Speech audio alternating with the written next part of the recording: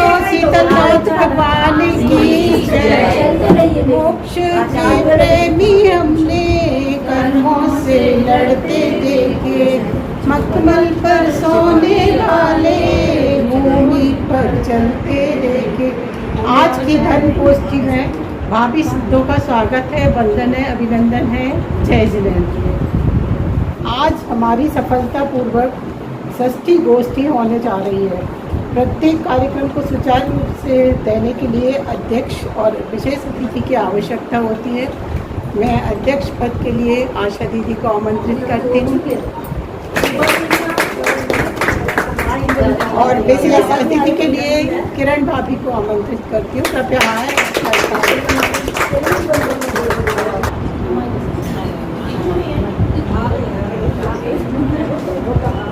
मंगलाचरण की आवश्यकता होती है, अतः मंगलाचरण के लिए आभा को आमंत्रित करेंगे। आभा आए, सभी को स्वागत है। निर्ग्रंथों का मार्ग हमको प्राणों से भी प्यारा है। निर्ग्रंथों का मार्ग हमको प्राणों से भी प्यारा है। दिगंबर वेश न्यारा है। निर्ग्रंथों का मार्ग हमको प्राणों से ही प्यारा है। निर्ग्रंथों का शुद्धात्मा में ही जब लीन होने को किसी का मन मचलता है। इन कसायों का सब राग परिणति से सहज ही टलता है। निर्ग्रंथों का मार्ग हमको प्राणों से भी प्यारा है। निर्ग्रंथों का मार्ग।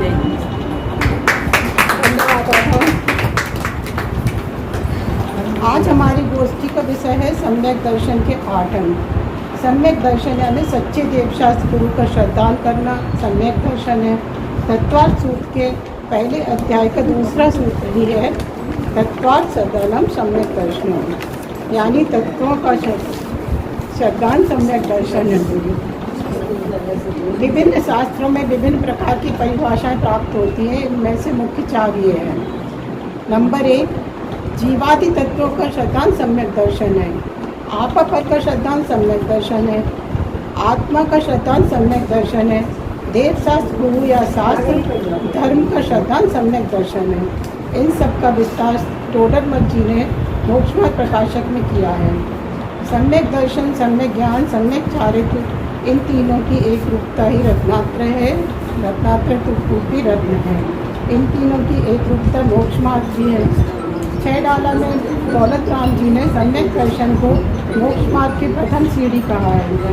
सम्यक दर्शन 2 प्रकार का होता है, निसर्गज और अधिगमज। सम्यक दर्शन के 8 अंग हैं। सम्यक दृष्टि जीव के 8 अंगों का पालन करना शुद्धात्मा की अनुभूति सहित होता है। पहले 4 अंग निषेध रूप हैं, बाकी 4 बाद वाले जो हैं वो विधेय रूप है। अब मैं आमंत्रित करती हूँ मंगलाचरण के लिए, दीक्षा के लिए। कृपया दीक्षा है मंगलाचरण। सभी को मेरा सादर जय श्री। नमो अरिहंताणं, नमो सिद्धाणं, नमो आयर्याणं, नमो वज्रायाणं, नमो लोये सर्वसाहूणं। मंगल अरिहंत मंगल सिद्धा, मंगल साधु पद पा जाना। मंगल अरिहंत मंगल सिद्धा, मंगल साधु पद पा जाना। मंगलमय जिनवाणी माता, मंगलमय जिन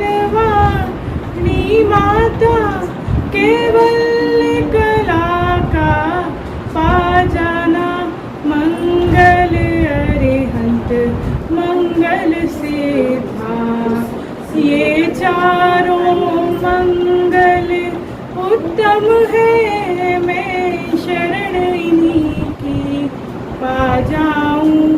इनका ही मनन सुमिरन करके अपने शुद्धात्म को ध्याऊं।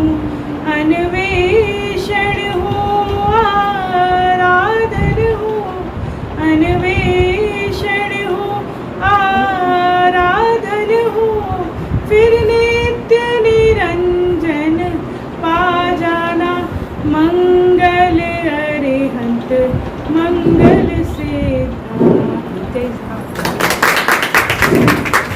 धन्यवाद दीक्षा, बहुत अच्छे से मंगला चला दिया।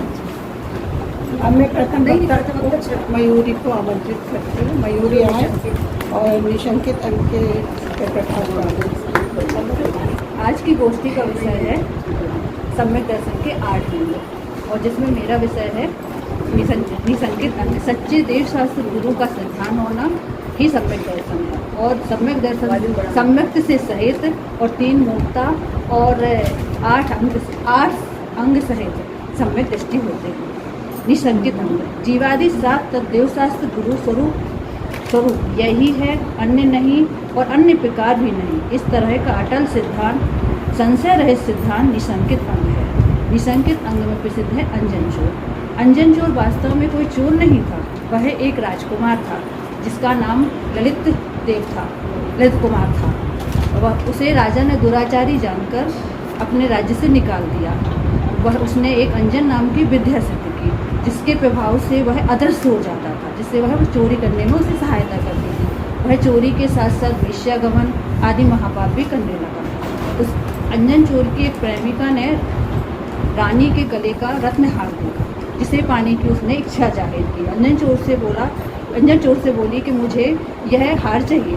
अंजन चोर ने चतुर्दशी की अंधेरी रात में वह हार रानी के गले से चुरा लिया।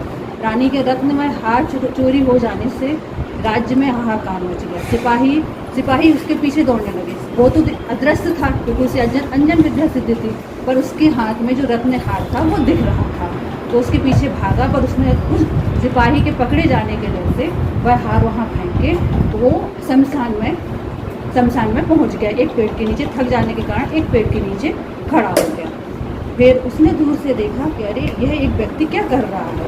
छीके पे चढ़ता है, उतरता है और कुछ बोलता है। उसने आश्चर्य से उसके पास जाते हुए बोला, तुम कौन हो और यह क्या करते हो? उसने बोला, मैं सोमदत्त माली हूँ और मुझे जिन दत्त सेठ ने आकाशगामी विद्या सिद्ध करने की विधि बताई है। उन्हें चतुर्दशी की अंधेरी रात में एक पेड़ पर सीगा बांधकर नीचे नुकीले भालों को लगाकर उस छीके पर चढ़कर पंच नमस्कार मंत्र बोलकर छीके की रस्सी काटनी है। पर मैं चढ़ता हूँ और नमस्कार मंत्र बोलता हूँ, पर इस डर से वो रस्सी नहीं काटता हूँ कि अगर मैं गिर गया, अगर मैं गिर गया तो मैं छिद जाऊँगा। इस कारण में बार बार नीचे उतरता हूँ। फिर मुझे ऐसा लगता है कि सेठ झूठ बोल नहीं सकता है, फिर मैं चढ़ जाता हूँ। इस कारण में चढ़ उतरता हूँ। अब इसमें जिस प्रकार चैतन्य भाव की निसंकता बिना शुद्ध अशुद्ध के विकल्प में झूलता हुआ जीव निर्विकल्प अनुभव रूप आत्मविद्या को नहीं साध सकता, उसी प्रकार मंत्र के संदेह में झूलता हुआ वह माली मंत्र सिद्ध नहीं कर सकता। उस माली की बात को अंजन ने कहा, अरे चलो मैं करता हूँ। और वह छीके पे चढ़ा, उसने नमस्कार मंत्र बोला और एक ही बार में छीके की रस्सी काट दी। अहो यह क्या हुआ? आश्चर्यकारी देवों ने उसे झेल लिया। देव बोले, अब तुम्हें आकाशगामी विद्या सिद्ध हो गई है, अब तुम जहाँ जाना चाहते हो वहाँ जा सकते हो। अंजन चोर को उस समय जैन धर्म पर विशेष श्रद्धा उत्पन्न हुई। उसने कहा, अरे जब इतने से मुझे यह विद्या सिद्ध हो सकती है, यह तो बताएं जिनदत्त सेठ का प्रभाव है। अंजन चोर की विद्या सिद्ध होने पर उसे चोरी करने का भाव नहीं जागा। वह विद्या उपयोग करने की दुर्बुद्धि नहीं हुई, परंतु जिनमें आदि के दर्शन करने की सद्बुद्धि हुई। यह इस बात का परिणाम है कि उसके परिणाम पलटने की सूचना देता है। और इस प्रकार जैन धर्म की व्यवहार में दृढ़ श्रद्धा होने से उसे व्यवहार से तो सम्यक दर्शन हुआ ही, परंतु वह कुछ ही क्षणों के बाद मुनिराज के उद्देश्य को पाकर निश्चय सम्यक दर्शन प्राप्त किया। अंजन विद्या के बल से मेरु पर्वत पर पहुंच गया। वहाँ जिन दत्त सेठ मुनिराजों के उपदेश सुन रहे थे। वहाँ जाकर उसने जिंदत्य सेठ का बहुत उपकार माना और मुनिराजों के उपदेश को सुनकर शुद्धात्मा के स्वरूप को समझा। मुनिराज के पास दीक्षा ली, साधु बनकर आत्मध्यान करते करते उन्हें केवल ज्ञान हुआ और वे अंत में अंजन से निरंजन होकर कैलाशगिरी से निर्माण प्राप्त कर सिद्ध हुए। जैन धर्म पर निशंक श्रद्धा करके उसकी आराधना करना ही श्रेयस्कर है। सम्यक दर्शन सहित यदि आत्मा चांडाल की देह में भी हो तो भी गणधर देव उसे देव कहते हैं। सम्यक दर्शन के बिना ज्ञान एवं चारित्र्य की उत्पत्ति, स्थिति, वृद्धि एवं फलोदय नहीं होता। यह सम्यक दर्शन मोक्ष रूपी मंदिर का प्रथम सोपान है। यह निसंकित अंग प्रथम सम्यक दृष्टि का प्रथम अंग है।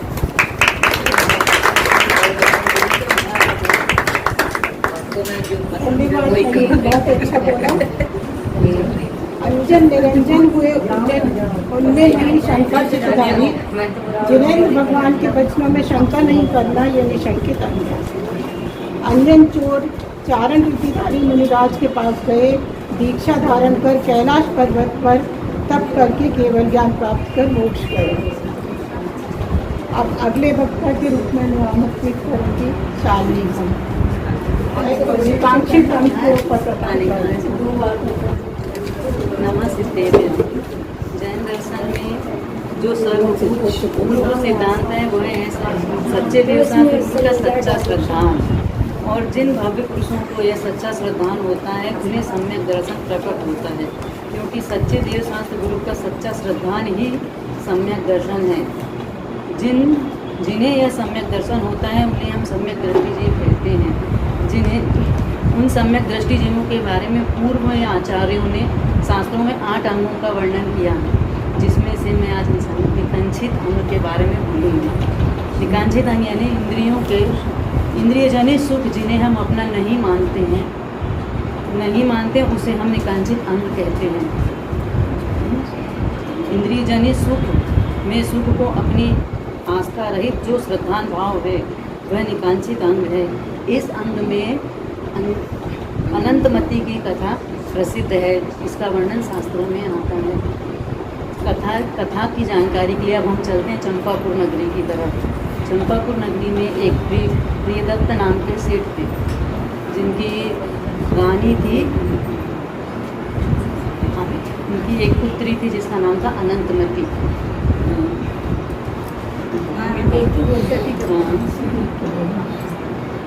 अनंतमती जब वह छोटी थी उस समय चंपापुर नगरी में महाराजों का एक संघ, मुनियों का एक संघ आया और उनने सम्यक दर्शन के 8 अंगों के बारे में उस समय उपदेश दिया था। जब उसके पिता गए थे, उसकी माता और पिता साथ में गए थे, वो अपनी पुत्री को भी साथ में ले गए थे। उनका वर्णन सुनने के बाद उनकी इच्छा हुई ब्रह्मचर्य लेने की, तो वो ब्रह्मचर्य लेने के लिए मुनि के पास गए और वो ब्रह्मचर्य व्रत लिया उन लोगों ने। और उन्होंने विनोद में अपनी पुत्री से कहा कि तुम भी ब्रह्मचर्य व्रत ले लो। तो पुत्री ने भी हाँ पिताजी मैं शील व्रत धारण करती हूँ बोल के उसने धारण कर लिया। कुछ समय पश्चात ऐसे ही समय बीतता रहा आनंद पूर्वक। जब पुत्री विवाह योग्य हुई और वो बगीचे में एक दिन अपनी सहेलियों के साथ झूले पर झूल रही थी, तब ऊपर से एक विद्याधर देव निकला। वो उस पर मोहित हो गया और वो नीचे उतरकर पुत्री अनंतमती को अपने साथ लेकर चला गया। जाते हुए उसने देखा कि सामने से विमान में उसकी पत्नी आ रही है। वो उसे देखकर घबरा गया और उसने अनंतमती को वहीं जंगल में छोड़ दिया। जंगल में छोड़ने के बाद वो चला गया। फिर अनंतमती बहुत परेशान रोती हुई यहाँ वहाँ लगती रही, घूमती रही। फिर उसे समझ में आया तो वो पंच परमेष्टि का स्मरण करते हुए जंगल में ही बैठ गई। फिर वहाँ एक भील राजा आया शिकार करता हुआ, वो भी उस पर मोहित हो गया और वो उसे अपने साथ लेकर चला गया। वो उस पर दबाव डालने लगा कि वो उससे विवाह कर ले, लेकिन उसने तो ब्रह्मचर्य व्रत धारण करा हुआ था, तो उसने नहीं किया ऐसा। उसने बहुत ज़बरदस्ती की सब कुछ किया। और वो जब उस पर बलात्कार करने लगा ज़बरदस्ती, तो एक देवी प्रकट हुई। देवी ने कहा कि ये सती है, अगर तुम इसे हाथ लगाओगे तो तुम्हारी मृत्यु निश्चित है। तो वो घबरा कर उसे ले जाकर गांव में एक सेठ को साहूकार को दे देता है। वो बोलता है कि इसे इसके पिता के पास छोड़ देना, लेकिन वो सेठ भी उस पर मोहित हो जाता है। वो भी उससे चाहता है कि वो उससे विवाह कर ले और वहीं रहने लगे, लेकिन अनंतमती तो शील व्रतधारी थी, वो नहीं मानती है उस चीज़ को। तो वो उससे चिढ़कर उसे एक वेश्या को बेच देता है। वेश्या उसे लेकर सोचती है कि अब मैं इससे रखकर अपना काम पूरा करवा लूँगी और बहुत धन कमाऊँगी, लेकिन वह उसके सील व्रत को डिगा नहीं पाती है। बहुत प्रयत्न के बाद भी वह उसे डिगा नहीं पाती है, तो वह गुस्से में आकर उसे सिंहदत्त राजा को बेच देती है अधिक धन लेकर। सिंहदत्त राजा भी उस पर मोहित हो जाता है। वह चाहता है कि वो उसकी रानी बन जाए, लेकिन वो अपने सील व्रत को नहीं छोड़ना चाहती।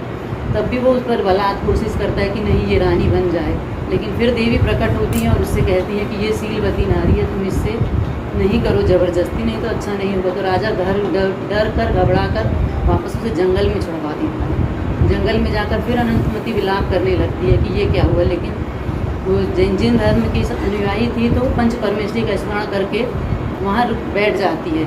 फिर कुछ समय पश्चात वहाँ आरिका माताओं का एक संघ आता है, तो वह संघ के पास जाती है और अपनी आप बीती सुनाती है। माता मतलब संघ में आरिका माता उसे अपने साथ रख लेती है। वो उनके साथ गमन करते हुए अयोध्या नगरी पहुँच जाती है। अयोध्या नगरी में पहुंचकर वहाँ रहने लगती है संघ के साथ। उसी समय उसके पिताजी भी जो विलाप करते हुए तीर्थ मंदना में निकले थे, वो भी अयोध्या नगरी पहुँचते हैं। अयोध्या नगरी में पहुँचते हैं, वहाँ उनका साला रहता है जिनदत्त, वो उसके यहाँ रहते हैं। फिर अपने बताते हैं कि ऐसा ऐसा हो गया। वो लोग बहुत दुखी होते हैं। अगले दिन वो मंदिर जाते हैं, तब तक कि वो अनंतमती इनके घर भोजन करने आती है। भोजन करने आती तो वो रंगोली निकाल कर चली जाती है आंगन में। तो उसके पिताजी जब मंदिर से आते हैं तो वो रंगोली देखकर अपनी पुत्री को याद करके रोने लगते हैं कि भाई मेरी पुत्री भी ऐसी ही सुंदर रंगोलियाँ निकालनी, मुझे इस लड़की से मिलना है जिसने ये रंगोली निकाली है। तो जिनदत्त उन्हें लेकर आरिका माता जी के पास जाती हैं। वहाँ वो अपनी पुत्री को देखकर बहुत खुश होते हैं और फिर बोलते हैं चलो पुत्री अब मैं तुम्हारा विवाह अच्छे से करवाऊँगा। पर वो बोलती नहीं, मैं अब विवाह नहीं करूँगी, मैंने ब्रह्मचर्य व्रत लिया हुआ है, मैं विवाह नहीं करूँगी। अब मैं आरिका माता जी के सामने मतलब वो भी आरिका व्रत धारण करूँगी। तो उसके पिताजी बहुत समझाते, नहीं पहले कुछ दिन घर पे रहकर साधना कर लो, फिर तुम चली जाना ब्रह्मचर्य लेने। बोले नहीं, मैं तो अब आरिका ही बनूँगी। और फिर वो आरिका माता के समक्ष दीक्षा लेकर आरिका व्रत धारण करके व्रत पूर्वक, संयम पूर्वक और समाधि मरण पूर्वक अपना देह त्यागती है। उसके बाद देव लोक में देव होती है। वहाँ भी वह निकांचित अंग का पालन करते हुए उदासीन रूप ही है। अभी भी वो वही कर रही है कि मतलब निकांचित अंग का ही पालन कर रही है। इस कहानी से हमें यह शिक्षा मिलती, जिस प्रकार चक्रवर्ती के पद को छोड़कर झोपड़ी ग्रहण करना मूर्खता है, उसी प्रकार सम्यक दर्शन आदि व्रत को छोड़कर भोगों को ग्रहण करना महामूर्खता है।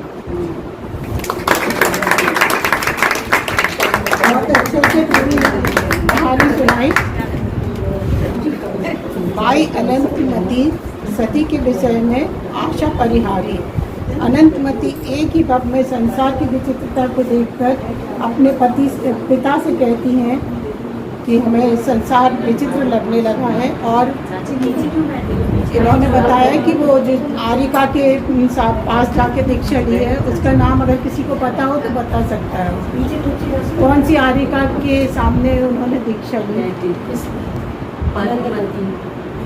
नहीं, उसका कमलश्री। कमलश्री मैंने तो जो पढ़ा उसमें पद्मावती। और बहुत काल तप करके संन्यास पूर्वक मरण कर और स्वर्ग में अभी किए। अब तीसरे वक्ता के रूप में मैं आमंत्रित करती हूँ अंकिता को, जो नेत्र चिकित्सा अंग पर प्रकाश डालेगी। जय जय नैन सभी को। मेरा आज का विषय है निर्वय चिकित्सा अंग। इसका मतलब है सच्चा सौंदर्य। मैं सम्यक दर्शन के विषय में आपको थोड़ा सा पहले तो बताती हूँ। मोक्ष मार्ग में सम्यक दर्शन का मैं सबसे ऊंचा है। इसके बिना आगम का ज्ञान व चारित्र सब व्यर्थ है। जिस प्रकार बिना जड़ के पेड़ नहीं हो सकता, उसी प्रकार सम्यक दर्शन के बिना धर्म नहीं हो सकता।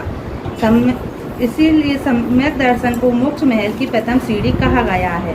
जिस जीव के सम्यक दर्शन हो जाता है वह नारकी, तिर्यंच, नपुंसक, स्त्री, नीच, कुल, व्यंग आदि ज्योतिष आदि जन्म नहीं लेता है। इसी प्रकार सम्यक दर्शन के 8 अंग है। मैंने निर्विचिकित्सक अंग के बारे में लिखा है।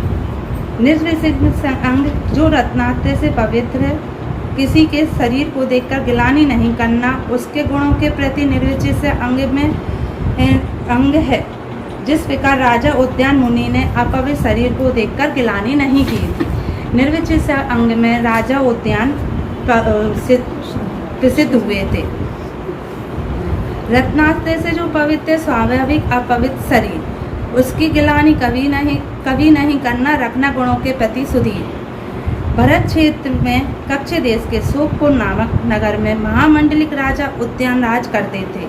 वह उज्ज्वल कीर्ति के धारी, सम्यक दर्शन के साधना में सुमेरु पर्वत पर निश्चल थे। उनकी रानी गुणवान प्रभावती सौंदर्यशाली थी। एक दिन सौदामिनी की सभा में चर्चा चल रही थी कि सभा में इंद्र सम्यक दर्शन के 8 अंगों की महिमा का वर्णन कर रहे थे।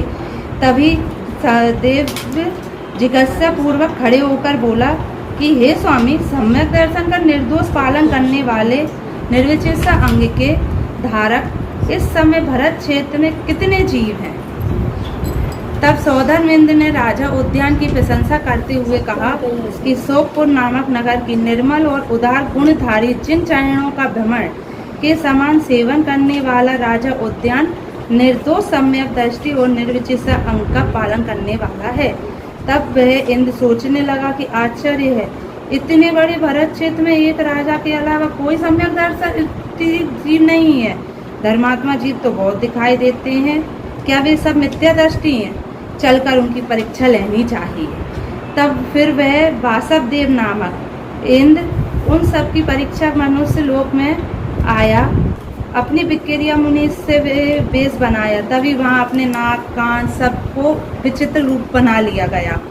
दुर्गंध शरीर कर लिया गया। हाथों से बवात बह रही है, पानी बह रहा है। गलित कुष्ठ में व्यवस्थित रूप धारण कर लिया। शरीर इतना दुर्गंधित कि लोग दूर देखकर घृणा करने लगे कि सामने आने की हिम्मत भी नहीं।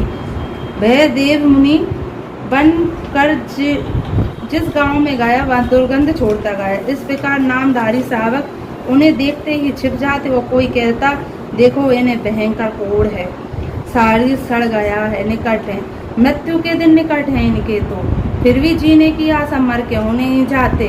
कोई कहता, आशा बुरी चीज है क्या? इस जीव का आशा रूपी गड्ढा बहुत बड़ा है। 3 लोगों की समस्त संपत्ति राई के समान है। तब मुनिराज और आगे बढ़ते गए। तब व्यक्ति बोला, दुर्गंध से नाक फटी जा रही है और इन्हें कुएं या तालाब में डूबे देना चाहिए। हृदय पापों से भरा है। उन पापी जीवों को और कैसे विचार आ सकते हैं? हंस हंस कर तो लोग बांध लेते हैं, कर्म काटने पर रो रो कर भोगने पड़ते हैं। इसलिए ये जीव कर्म बांधना सावधान रहना चाहिए। और अंगों और आगे जाने पर एक सावक बोला, आज तक मुनियों को आहार देते देते मेरी उंगलियां घिस गई, पर इन्हें आहार दूं या नहीं। तब दूसरा बोला, तुम ही प्रदान कर लो। तब तीसरा बोला, मुनिराज को घर ले जाने में मेरी स्त्री नाराज होगी।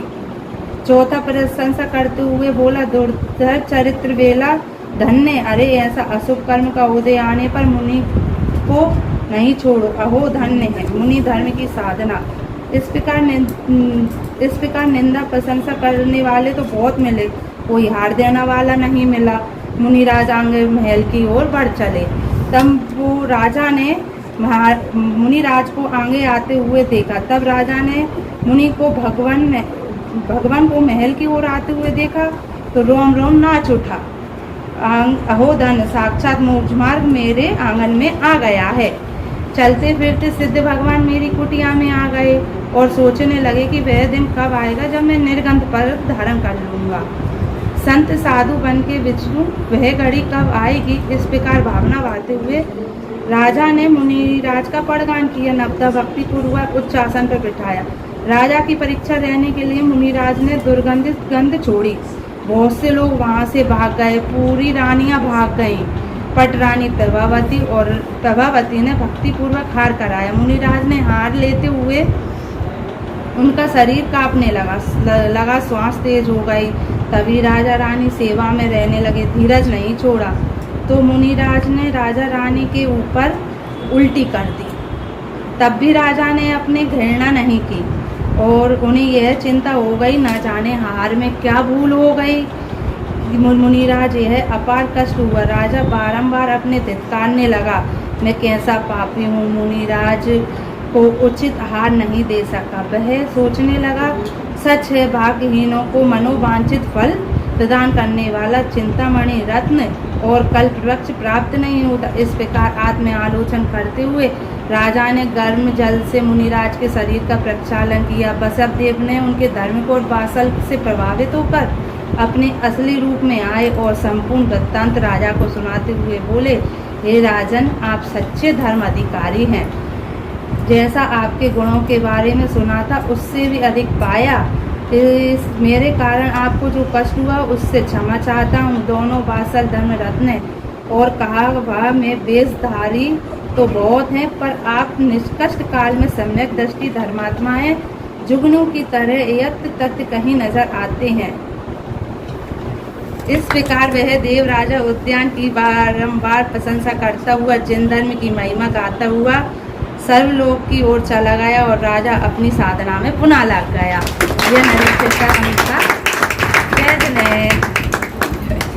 बहुत अच्छा किताब, बहुत अच्छा प्रयास है। सज्जन उद्यान नपी वरने कालीन जीत आपसे।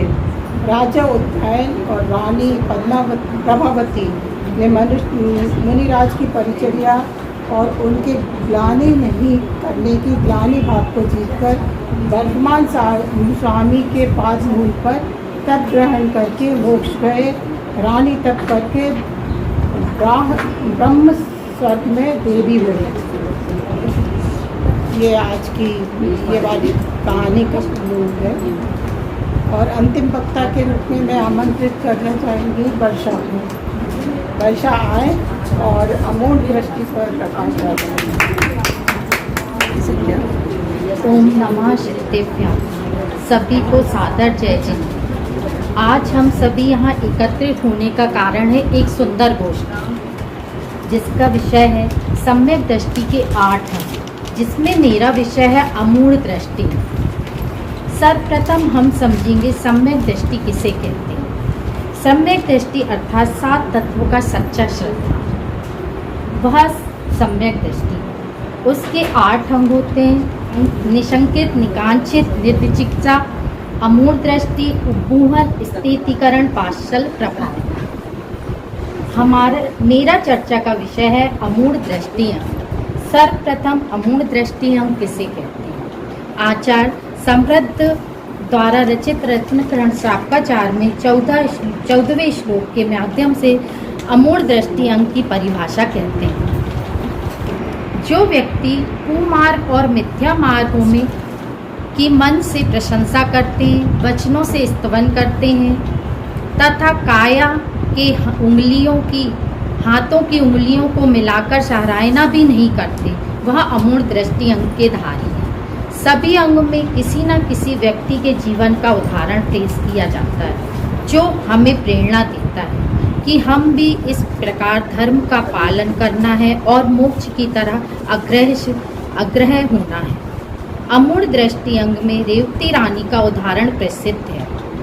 यह घटना कुछ इस प्रकार है कि एक बार चंद्रप्रभा नाम के राजा वन में गुप्ताचार्य के मुनिराज के उपदेश से प्रेरित होकर क्षुल्लक दीक्षा ले लेते हैं। जब क्षुल्लक जी विहार करने का विचार करते हैं तो अपने गुरु से पूछते हैं, आपका कोई संदेश मथुरा पहुंचाना है?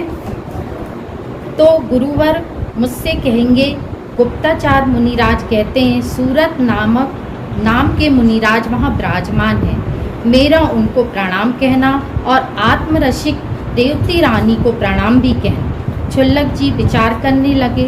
गुरुवर ने भव्यसेन मुनिराज के बारे में कुछ कहने को कहा ही नहीं, इसीलिए क्षुल्लक जी ने सोचा चलो वहाँ चलकर ही देख लेते हैं। जब वहाँ मथुरा पहुँचे तो भव्यसेन तो परीक्षा में सफल नहीं हुए और अभव्य साबित हुए, परंतु रेवती रानी की परीक्षा भी बाकी थी। तो क्षुल्लक जी ने अपनी विद्या से समोशरण आदि की रचना की और सभी जनों को लगा कि अहो भाग से जो तीर्थंकर भगवान का समोशरण आया है।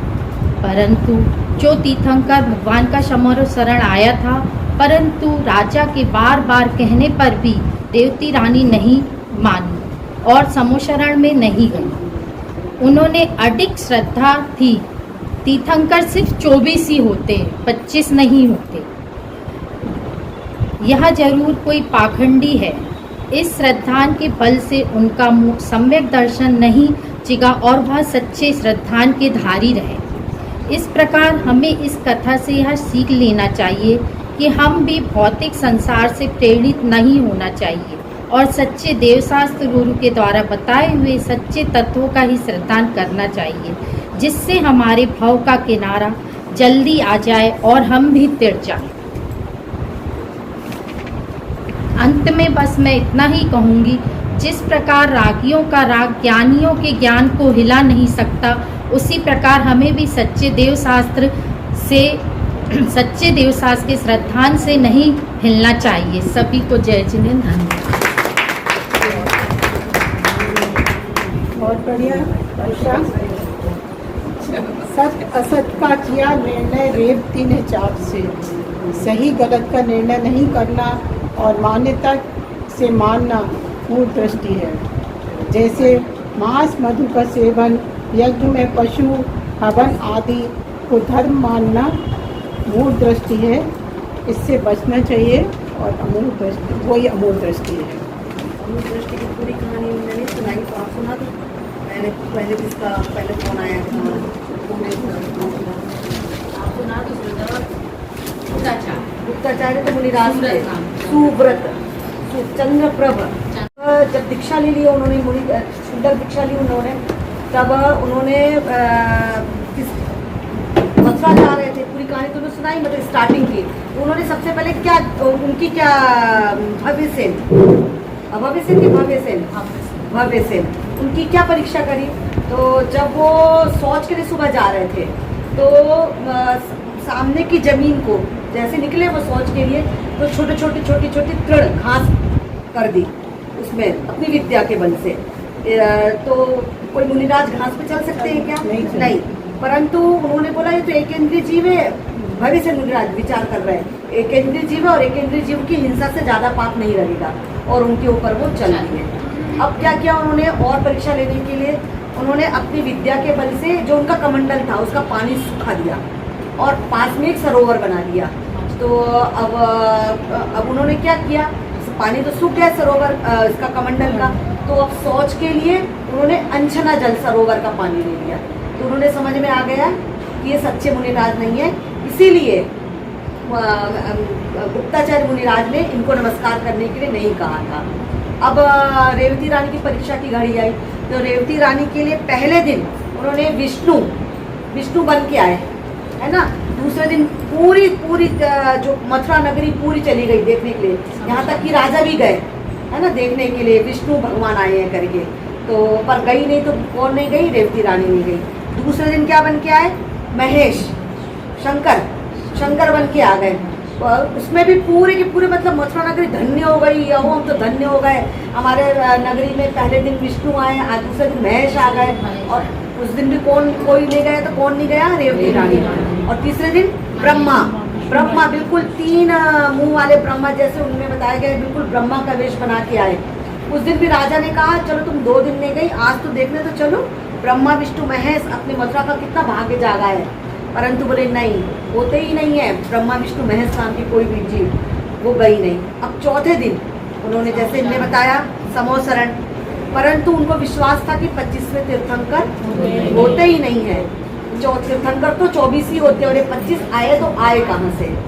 इस तरह से उनकी परीक्षा, सच्ची परीक्षा चंद्रप्रभ मुनि छुल्लक जी, चंद्रप्रभ छुल्लक जी ने की, है ना। और रेवती रानी इस परीक्षा में पास हुई, मतलब अमूढ़ दृष्टि, अपनी दृढ़ता, अपनी सच्ची दृढ़ता, है ना। बस ऐसी सच्ची दृढ़ता हम सबको भी आए। यदि जो सम्यक दृष्टि होता है उनको ये 8 अंग नियम से प्रकट होते ही होते हैं। ऐसा नहीं कि पहले निसंकित आएगा तो दोबारा निकांचित आएगा, ऐसा नहीं होता, एक साथ होते हैं। जैसे ही सम्यक दर्शन हुआ 8 के 8 अंग एक साथ प्रकट होते हैं, और क्रम से भी नहीं कि पहले निशंकित है, दूसरा निकांचित, तीसरा निर्विचिकित्सा, चौथा मूढ़ दृष्टि, ऐसा नहीं है। सब एक साथ होते हैं। प्रभावना भी हो सकती है कि जैसे रेवती रानी को अमूल दृष्टि दिख रहा था, पर बाकी सात थे, ऐसा नहीं था कि नहीं थे, पर वो गौण रूप से थे। और ये अमूल दृष्टि अंग उनका मतलब क्या बोलना चाहिए, ऊर्ध्व था, है ना, दिख रहा था उनका। जैसे अंजन चोर को निशंकित बिल्कुल धर्म की श्रद्धा थी, तो वो दिख रही थी श्रद्धा, परंतु बाकी प्रभावनांग नहीं था। कि ऐसा नहीं कि प्रभावनांग नहीं था, उनमें सातों के सातों अंग भी थे। बिना ये अष्टांग धारण किए सम्यक दर्शन हो ही नहीं सकता। सम्यक दर्शन की पात्रता यही है कि अष्ट गुण प्रकट हो, अष्ट मत का नाश हो और ये 8 अंग प्रकट हो, है ना। ऐसी सच्ची श्रद्धा हम सबके जीवन में भी, निशंकित धर्म की सच्ची शंका नहीं करना। धर्म में जैसे देवशास्त्र, गुरु का श्रद्धान, आपा पर का श्रद्धान, 7 तत्वों का श्रद्धान और आत्म श्रद्धान, इन 4 में शंका नहीं होना चाहिए। यदि देवशास्त्र गुरु ने जो बताया है वो ही सच्ची है, वो ही सच्चा है, उसके बिना कोई दूसरा मार्ग सच्चा नहीं है। ऐसा दृढ़ निश्चय होना वो निशंकित अंग। उस तरह से निशंकित अंग मतलब धर्म में दृढ़ श्रद्धा, उस दृढ़ श्रद्धा के बल से उन्होंने ABCD नहीं पता थी अंजन चोर को, है ना। ललितांग नाम का वो राजा था, राजा का पुत्र था वो, परंतु ABCD धर्म के बारे में नहीं पता थी। फिर भी कि यदि उन्होंने कहा है तो वो झूठ तो नहीं बोलेंगे सेठ जी, और उन्होंने एक बार में छीके को काट दिया, है ना। आड़म ताड़म कछु न जानम सेठ वाक्य प्रमाणम, है ना। बस ऐसा बोल के उन्होंने काट दिया और बस कहाँ पहुंचे फिर, सीधे सुमेरु पर्वत पर, जहाँ पे वो हैं गुणभद्र सेठ है, वहां पे मेरे को भी ले चलो और उनके वो दर्शन जो कर रहे हैं वो भी मैं करूं। बस ऐसी सच्ची श्रद्धा, मुनिव्रत, और उसी भाव में मोक्ष। ऐसा नहीं अपन बोल सकते कि अरे अपने को कुछ आता नहीं है, कैसे होगा, अपन जो इतने पापी हैं, एक क्षण का पापी दूसरे समय परमात्मा बन सकता है ना। निशंकित अंग, निकांक्षित अंग, धर्म में किसी भी प्रकार की कांक्षा मतलब इच्छा नहीं करना, है ना। कि यदि मैं ये धर्म, यदि मान लो मैं मुनिव्रत लेती हूँ, उस मुनिव्रत का फल मुझे ये मिले, इच्छा नहीं करना उसका फल मुझे। जैसे जो 9 नारायण होते हैं ना, जो 9 नारायण वो इच्छा के बल से होते हैं नारायण पद। वो पूर्व भाव में मुनि रहते हैं, और मुनि होने के बाद किसी भी वैभव को जाते हुए, ऊपर से देवों के वैभव को जाते हुए देखते हैं और निदान बंद करते हैं कि यदि मेरा मुनिव्रत सफल हो, यदि मैं ये मुनिव्रत मेरा लिया है और यदि सफल हो, तो मुझे अब अगली भाव में ऐसी पर्याय मिले। इस निदान बंध के कारण वे नारायण बनते हैं। निदान बंध का फल है नारायण पद। अरे अपन ने ये सोचे कि भगवान अपन इतना धर्म कर रहे हैं, इसका फल मुझे क्या प्राप्त हो, अगले भाव में देवगति प्राप्त हो। ये अपना निदान बंद हो गया, है ना। अपने कांक्षा कर ली, है ना, इच्छा। इसलिए धर्म में बिना इच्छा के कि मैं गायक हूँ और मैं गायक ही रहूंगा, बस एक यही श्रद्धा होना चाहिए। उसके बदले कोई इच्छा नहीं कि धर्म के प्रति, मतलब इस धर्म से मेरा ऐसा मिले, मुझे ऐसा अगले भाव में मुझे ये मिले, ऐसी कोई कांक्षा।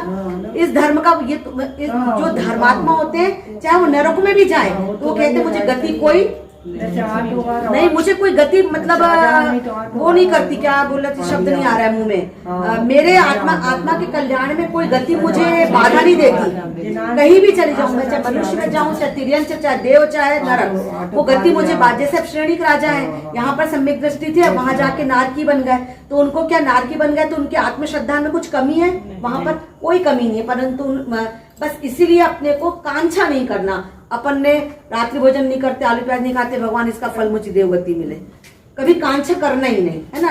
तीसरा क्या है? निर्विचिकित्सा। किसी भी जीव से ग्लानि नहीं करना। सर्वप्रथम आते घर के जीव, अपने घर के बड़े बुजुर्ग, है ना, तो उनकी सेवा, यदि वो बीमार है तो उनकी सेवा के लिए ग्लानि नहीं करना। सबसे पहले अपने घर से चालू होगा ना।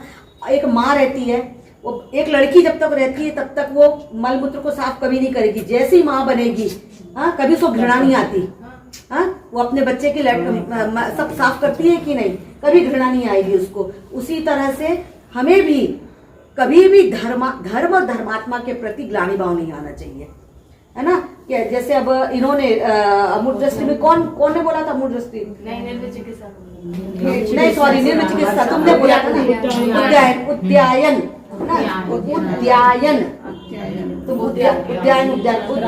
राजा है ना। उद्यायन राजा, उनकी रानी, मतलब धर्म में इतनी दृढ़ श्रद्धा थी। सिर्फ वो तो परीक्षा करने आया था वासुदेव, वो तो परीक्षा करने आया था, परंतु उस परीक्षा में वो पास हुए, है ना। पूरी वॉमिटिंग कर दी उनके ऊपर। वो तो देव थे, देव ने अपनी रिद्धि से करी थी। वो तो पूरी जैसे आहार दिया, मतलब यदि अपन सोचो कि अपने बच्चे की तो नहीं, कोई दूसरा यदि वॉमिटिंग या पॉटी करेगा तो अपने को कैसी घृणा आती है, परंतु ऐसा नहीं होना चाहिए, ऐसा नहीं होना चाहिए। स्वरूप समझना चाहिए इस समय कि भाई उसका स्वभाव वैसा है। नहीं ये इतनी तो दृढ़ता आ जाए ना, तो फिर वहाँ पे कहीं वो है ही नहीं है। अपने को किसी से राग द्वेष नहीं करना चाहिए, है ना। इसलिए सबसे पहले घर में अपने बुजुर्ग, अपने सास ससुर, माँ बाप, उनकी सेवा में कभी पीछे नहीं हटना चाहिए, है ना। जब अपन उनकी सेवा करेंगे तो दूसरों की सेवा अपने आप होगी। फिर तो समाज, उसके पहले घर होगा, तब तो अपन समाज में बाहर जाके सेवा करेंगे। कि जो धर्मात्मा होते हैं ना, कभी भी देखना कि वो कहीं भी कोई साधर्मी है, यदि वो समाधि मरण कर रहा है तो उनके पास जाके उनकी सेवा में भी कभी वो कतराएगा नहीं, वो बराबर जाएगा, उनकी सेवा करेंगे, उनको संबोधेंगे, है ना। चौथा क्या है? अमूर्त दृष्टि। अमूर्त दृष्टि की तो कहानी अभी सुनाई दी। ये बिल्कुल धर्म में सच्ची दृढ़ता, उस दृढ़ता से उस दृढ़ता, मतलब जब तक वो दृढ़ता नहीं आएगी तो सम्यक दर्शन की शुरुआत ही नहीं हो सकती, है ना। जब तक मैं आत्मा हूँ, ऐसे सच्चे श्रद्धा नहीं है, तब तक मैं ये शरीर हूँ, राग द्वेष मेरा काम है, बस ऐसा करेगा तो कभी धर्म में दृढ़ता श्रद्धा आ ही नहीं सकती, है ना। यदि जैसे रेवती रानी की तरह, यदि आज अपन सब, यदि मान लो अभी हर साल वो लगता है ना, क्या बोलते हैं अपने दुर्गा और दशहरा, नहीं जो ये झांकियां रखती हैं, झांकियां अपन देखने जाते हैं, झांकियां नहीं जाते और जाना भी नहीं चाहिए। क्या देखना उनको? यदि मान लो अपन कहीं घूमने जा रहे हैं, जब अज्ञानता में तो देखने, जैसे अपन वहां जाते हैं, क्या नाम है अपना, मतलब ये इन लोगों का जो वैष्णव देवी, नहीं ये गिरनार जी जाते, अपन नहीं हिंदुओं की बोल रही हूँ। हिंदुओं के कहीं अपन घूमने गए, कहीं भी हरिद्वार गए मान लो, तो उसके लिए दर्शनीय के स्टाइल में, अब जैसे अपने साथ और लोग हैं जो चाहते हैं कि हमें तो करना है, उनने भले हाथ जोड़े, लेकिन अपन दर्शन जैसे प्रदर्शन समझ लो, दर्शन नहीं ऐसे कि उसको देखने नहीं जाना चाहिए। अपने को क्यों देखना है?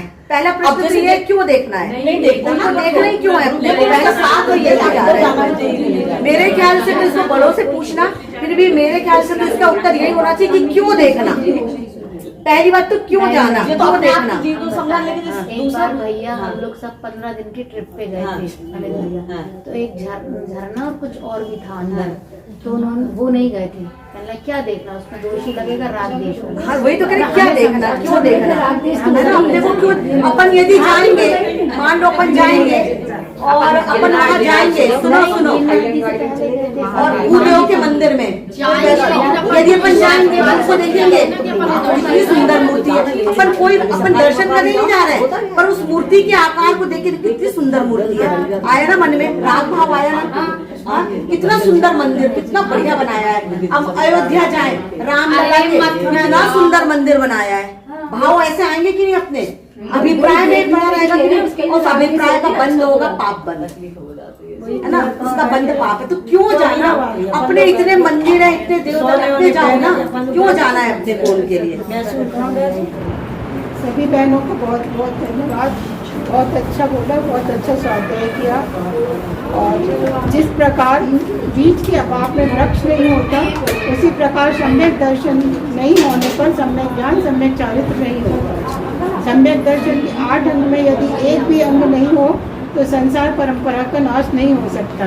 जैसे मंत्र में यदि एक अक्षर या मात्रा कम हो तो प्रभावशाली नहीं होता। अमृत चंद आचार्य ने पुरुषार्थ सिद्धि उपाय सम्यक के बिना 11 अंक तक पढ़े तो भी अज्ञान ही महाव्रत आदि साधन करके तक के बंद विशुद्ध परिणाम करे तो भी असंयम नहीं पाता है। योगेंद्र देव ने शाब्दाचार्य में कहा है, सम्यक सम्यक दर्शन भूमि बिना व्रत रूप वृक्ष नहीं होता, इसलिए सम्यक दर्शन प्राप्त करना आवश्यक है, क्योंकि सम्यक दर्शन युक्त ग्रस्त भी सम्यक दर्शन से असंपन्न मुनि से उत्कृष्ट है। इसी कारण से सम्यक दर्शन ही उत्कृष्ट है, ऐसा कहते हैं। जो भी गलतियाँ हुई हो क्षमा करें। सभी बहनें इसी तरह तत्व ज्ञान में लगी रहें, तत्व निर्णय पूर्वक मोक्ष में कर सकते हैं। धन्यवाद। और अब मैं अध्यक्ष को आमंत्रित करूंगी कि वो भी अपने 2 शब्दों से लोगों को अनुग्रहित करें।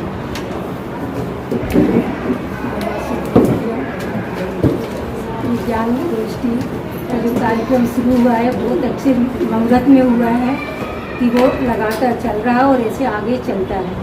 वो आज की हमारे वक्ता मयूरी सिंह गई और क्या वर्षा सालिनी ज्योति अंकिता, उन्होंने कांक्षितम लिखत संकेतम और देवी चिकित्सा अमूल दृष्टि अंकर सभी अपने अपने हिसाब से बहुत अच्छी तरह प्रकाश डाला।